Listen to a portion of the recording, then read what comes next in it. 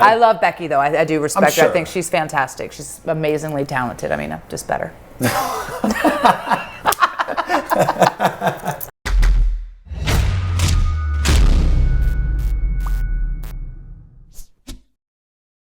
All right, well, we're ready when you are. Okay.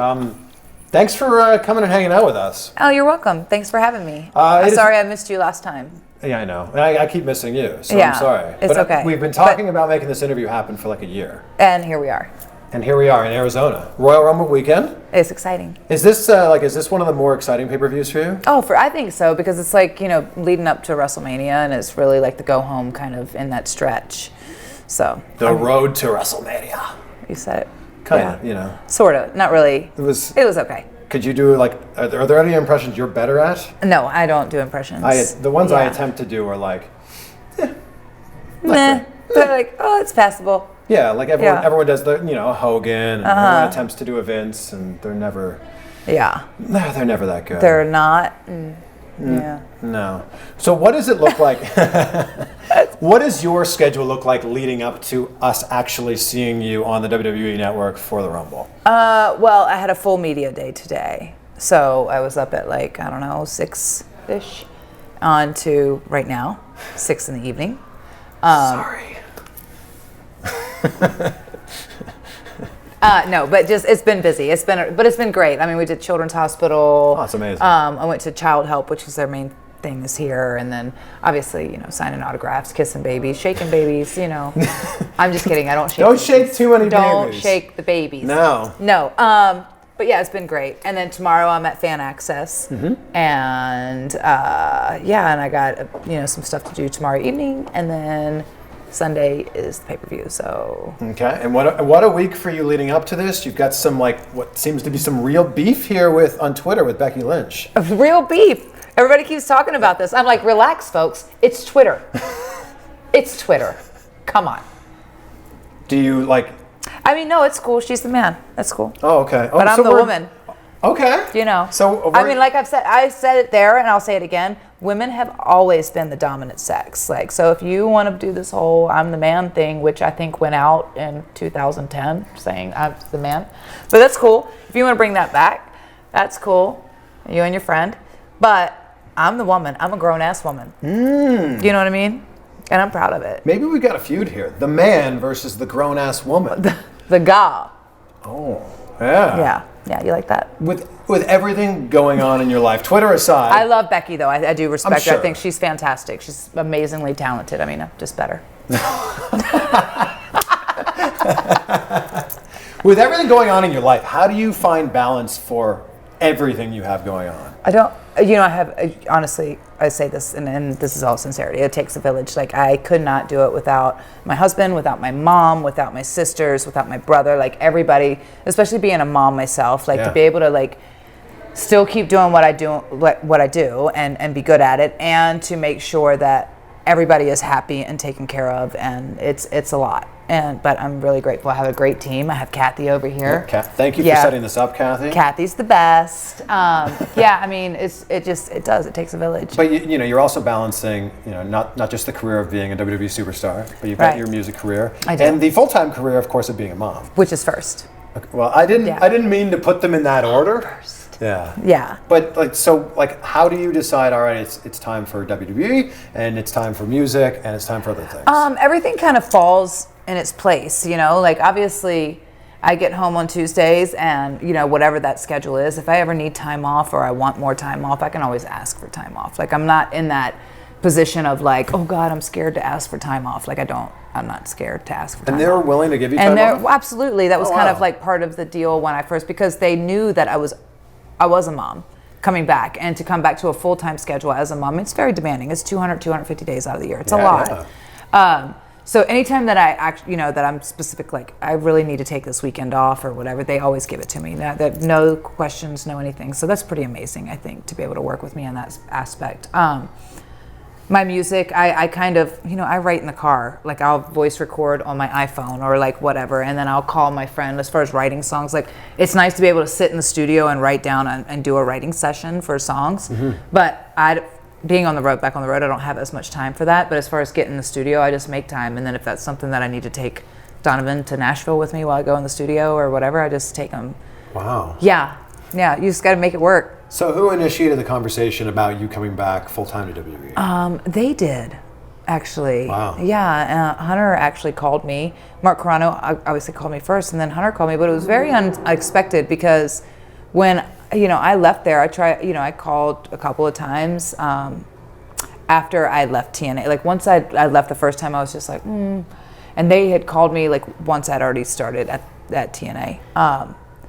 And were they mad that you went to TNA? No, I think they understood. I think it was just one of those things of, like, perhaps the timing. Like, I don't know if they were calling me to say, like, hey, what are you doing? Do you want to come back? Like, maybe we overreacted, or, have you learned your lesson kind of thing, or whatever the case may be. And then, but I was just like, no, I'm doing this now. And they were like, oh, okay.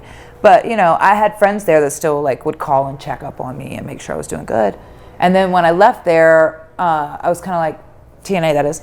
When I left, I was like, maybe I'll call them back and see what's, like, if they're even interested. And so I didn't hear from them for a while. And then I went and I had my son and was totally okay, like, not like, okay, I guess this chapter is kind of closed and that's it.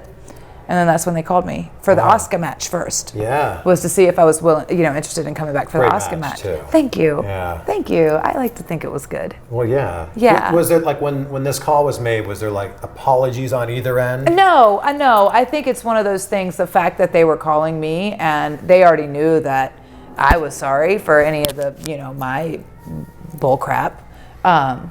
This is so, like, what people don't understand is, like, this industry, especially this road, this grind, it takes such a drain on you. Sure. Not just physically, but, like, emotionally, physically, mentally. Like, it's a lot. It's a lot, especially if you allow yourself, which is really hard not to be completely encased and wrapped up into this world where you almost begin to find your value off of what you're valued on television as, where that's just a Ferris wheel. Like, sometimes you're at the top and then sometimes you're at the bottom and then you're back up at the top. Like, it's a constant. So if you allow your value to be distinguished off of that, you'll never be happy. You'll never be satisfied, right? Yeah. Like, so that's where I just kind of was like, now I find my happiness in my music. I find my happiness in what I'm doing in the ring. I find my happiness in being a mom. Like, it's all these other things. Like, no one thing controls my happiness. Do you think that they'll give you another title run? Yeah. Yes. I think you should get another title run. I think I should get another title run as well. At least one. Yeah. Maybe a title run and a tag title run. Well, tag titles are going to become a very real thing this year. I know, and I have my partner in Foxy, so. Well, I think that's a real possibility. Yeah. I've heard so many of the younger female superstars saying that you're an inspiration to them. Oh, they're sweet. Is there a specific piece of advice that you give to the younger superstars? Besides not allowing here to dictate their happiness? Sure, yeah. Which I think is a main, it's really hard. Because you've dreamed for so long of being here, and, like, this was, like, your goal, so that this is the pinnacle of success. Yeah. So then when you get here and then you feel like, oh, well, I'm not producing enough, or, like, being at the thing, then you feel, like, less valuable as a person, which is not the same. It's not the same. So that's my biggest piece of advice. What about, like, in-ring work? In-ring, it's hard. It's tough because I feel like, for the most part, not everyone, but for the most part, by the time you've reached this pinnacle, you're good enough to be here, with the exception of, a handful of folk that, you know what I mean? It's like, by the time you've gotten to this level, it's because someone believed in you, whether it be your promo ability, your look, your athleticism, or just, the fact that you've been grinding it out for 10 years and to get here. Like, you're good enough to be here. I can't sit here and tell you how your character would cut your promo, or how your character talks on the microphone, or how they dress, or whatever. I just know what my character does. So I don't really give out advice unless somebody asks me. If they specifically ask me for my advice, then I will make it a point to sit down and watch their match and watch their promo or whatever. If they don't come to me and ask me for advice, I don't. Because a lot of times it goes in one ear and out the other. True. Because they're giving you, like, hey, what'd you think of my match? And I go, like, yeah, it was good, but maybe this one thing, and what, they've already tuned me out. Because I didn't say it was great. That's it. Yeah. So it's just like, I'm not time is money, and I'm not wasting my time by giving you advice that you're not listening to. I've seen some of the food you guys have backstage, and I'm just wondering how you're able to stay in the shape that you're in. I know the food is ridiculous. Right. I know, so it's that dessert tray. I stay away from the dessert tray because here's the thing. All the desserts, with the exception of the cookies, are all store-bought. Oh. So why do I want them? Why would you want that? Unless it's a homemade dessert, like they make this like dulce leche cake thing that I'm just like, oh. I just turned into Homer Simpson right there. It's like the cookies, I have a hard time turning, especially if it's the peanut butter chocolate cookie. I can't eat them. Speaking my language. It's like this cookie is like this big. It's like a whole pizza of cookie goodness. And I'm like, God, it's going into mania season. I'm really trying to lean out. And I'm like, they got cookies over there. It's calling my name. That's what I'm, because I mean, I imagine that most of that food, the crew is super excited about that food. But that's just it, though. Especially the second round of catering is technically for the crew. You know what I mean? Because we're all in work mode. It's like, okay, well, I'm not going to eat a sausage or a hamburger 2 hours before my match. Like, that's not going to be a good look. Yeah. For me, the television, or the ring. You know? Yeah. So is it working out, 5-6 days a week for you? I do, yeah. I work about 5, maybe 6, usually at least 5. Hotel gyms are not great, so do you find gyms when you go to each city? Most likely, but some of the hotel gyms are really stepping it up. Some are. You should see the one in this hotel. We're not going to say where we are right now. Yeah. Some are really, some are better than others. I can get it done. Like, I can literally get my workout in pretty much any hotel gym if I have to. Okay. But I usually will find a gym on the road. Or I'll do yoga in my room, or I'll do, I just kind of make it work. Sure. Yeah. With Nick being in the main event at All In, were you there? Were you in Chicago? I wasn't. I was not, no. Did you watch it? Of course I watched it. We bought it. Okay. Yeah, of course. Did you want to be there and it just didn't work out with your schedule? I think it just wasn't a possibility to be there. There's so much going on, and it's just, It's unfortunate. They stole the show. In my opinion, they stole the show. I got a little dusty at the end of that. I felt like there were some tears welling up at the end of that match. Were you? Did you think the right person won? Yes. Do you not think the right person won? Is this interview over now? What a moment! Don't I have an appointment somewhere? I'm just kidding.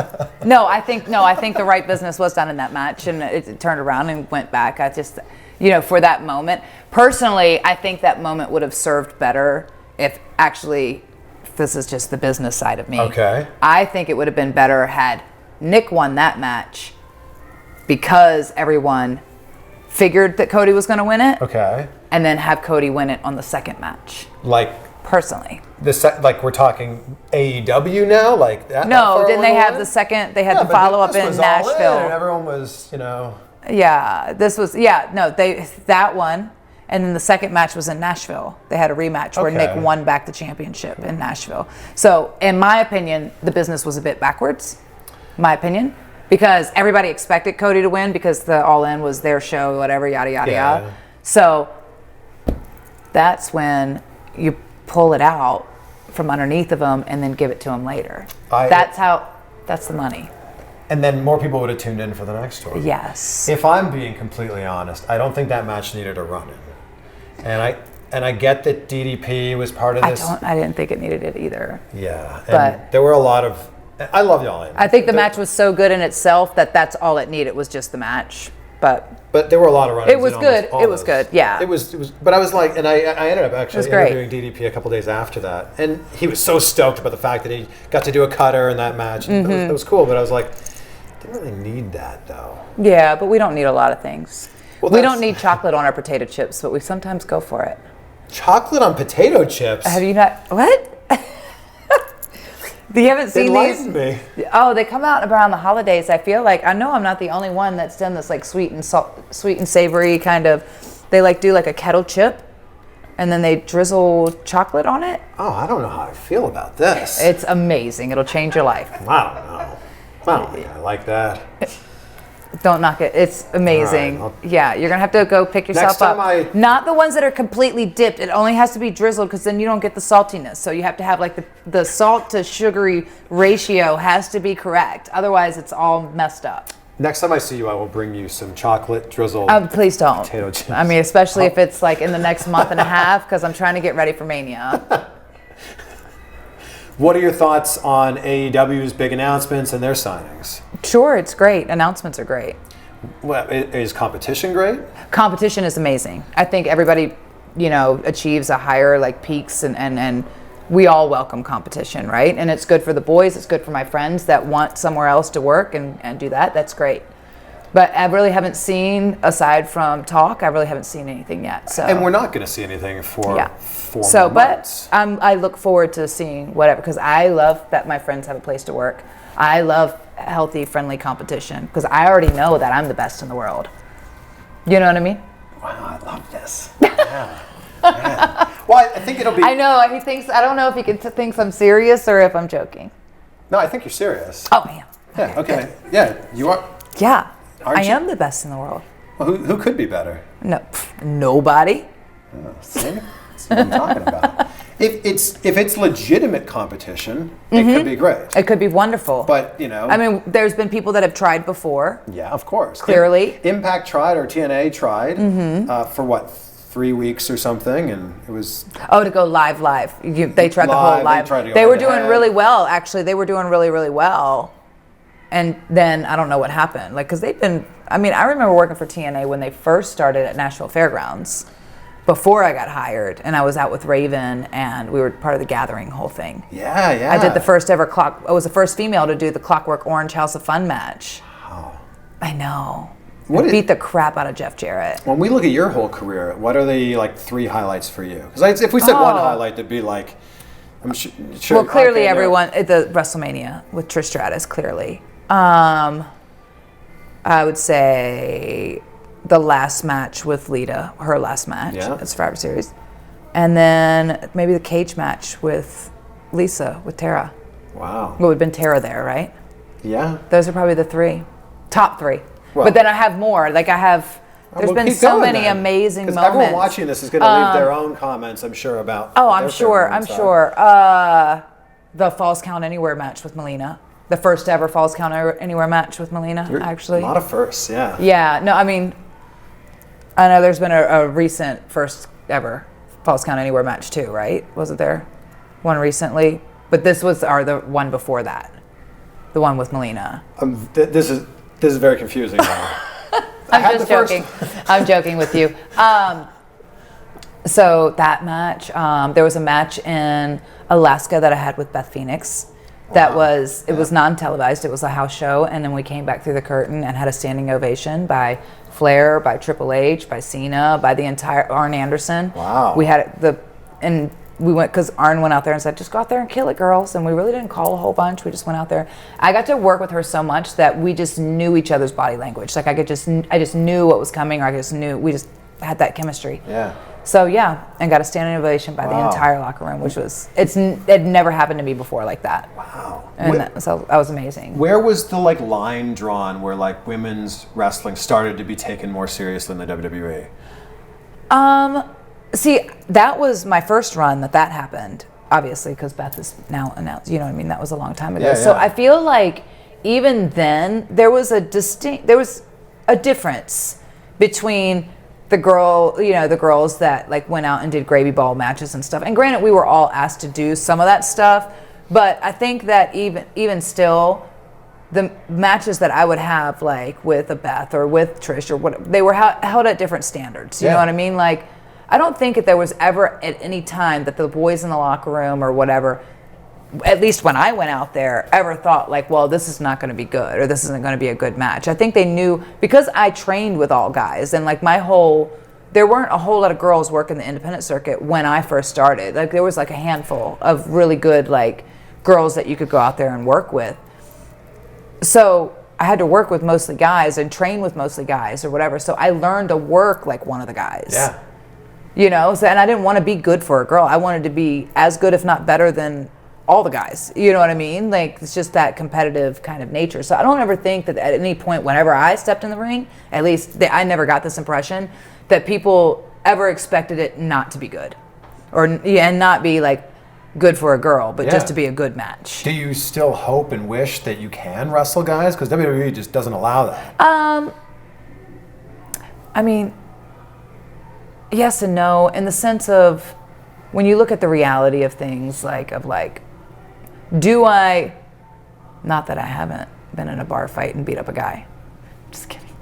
Am I? I wouldn't want to get not. in a bar fight I just I don't really know if I want to see, when I look at storytelling and the art of what we do I want to see a guy punch a girl in the face? It just all depends on how this story's told. No, I don't want to see a guy punch a girl in the face. So then, I just don't know if I want to see them, and depending on how the story's told, unless it's the guy, you know what I mean? It's all in how it's done. But in a real one-on-one, they're wrestling as equals kind of match, personally, I don't really want to see it. I don't. And we don't need to see that anymore. I don't think we do. We have great wrestling. We have women who are some of the best wrestlers in the world. We have men who are some of the best wrestlers in the world. Now, if you're doing a comedy style match where it's the guy's not throwing punches and the girl's you know what I mean? Sure. That's entertaining. Agreed. I don't want to see a guy punch a girl in the face in a match, because then I just want to punch him in the face. But for real. Your camera guy's just stop talking, lady. Thank you for making this happen. No, this is amazing. You're awesome. Am I? You are. Thanks. Yeah. Thank you. I tried to be awesome. And the best wrestler in the world. You got that right. We both said it now. That was He means a lame it. high five. That was the worst ever. I was I even put it there and laid it there. Put it there. You can't just put it there. I was waiting for you to bring it. You were scared because I said, I can't work. She's I can't work on my... Sorry, Kathy. Oh, God. I'm out the rumble. All right, thank you so much for checking out my interview with Mickie James. And I'm so glad that's an interview that we were finally able to make happen. I had actually been trying to nail this down for the last probably a year or so, but just with scheduling, we were never in the same place at the same time. But then for the Royal Rumble, we were both in Phoenix and able to do that interview in my hotel. The hotel with not a very good gym. I'm now in Los Angeles at a hotel with a much better gym. And this is why I have the headphones on right now. I'm up before the sun. I feel like The Rock out here, getting a workout in before the sun rises. But yeah, thank you for checking out my interview with Mickie James. And I love what she said about the women's evolution. And it's true. It was her, and it was Trish Stratus, and it was Beth Phoenix, and a few other people 10 plus years ago that were really leading the charge on what we're seeing now with women's professional wrestling. And what we're seeing now is a women's tag team division, which will be kicking off very soon here. And perhaps we could be seeing Mickie James and Foxy as your women's tag team champions. I also love what she said about AEW, and competition is a good thing. It's only February right now, but the fact that we're even talking about AEW, the fact that we're this excited about it, I think is a great thing. And it'll be interesting to see what ends up happening on May 25th when they finally kick things off. Actually, it'll be interesting to see what happens in the next couple of months as they announce more superstars. Well, they're not really superstars there, are they? They're wrestlers. As they announce more wrestlers and as they announce their TV deal, which will be very interesting. So I'm here in Los Angeles. I'm actually here for my other job. I host a TV show in Miami called Deco Drive. I'm interviewing the stars of a movie called Alita Battle Angel, the new How to Train Your Dragon movie, and a movie called Isn't It Romantic? So I'm sitting down with people like Christoph Waltz, Chris Hemsworth, Rebel Wilson, Gerard Butler, Jay Baruchel. But while I'm here, I have a little bit of free time. So I am going to interview a former WWE superstar while I'm here in Los Angeles. I kind of gave it away there. Former WWE superstar. If I said I was interviewing a WWE superstar in Los Angeles, you'd go, oh, you're interviewing The Miz. Although The Miz doesn't live here anymore. If you watch his show, Miz and Mrs., you know that he lives in Austin. I'm sitting down with The Miz's former tag team partner on Thursday. I'm going to be sitting down with Damien Sandow, a.k.a. Damien Mizdow. So if you have any questions for him before the interview starts, please drop them below in the comments. And, it's going to be great to sit down with him because we haven't seen him wrestle in many years. So it'll be interesting to see what he has been up to. I'm going to put some other videos right here and right here if you want to check them out. And thank you, as always, for watching the entire length of these videos. That means a lot to me that you do that. And since you've watched this long, hey, maybe you could subscribe too. That'd be awesome.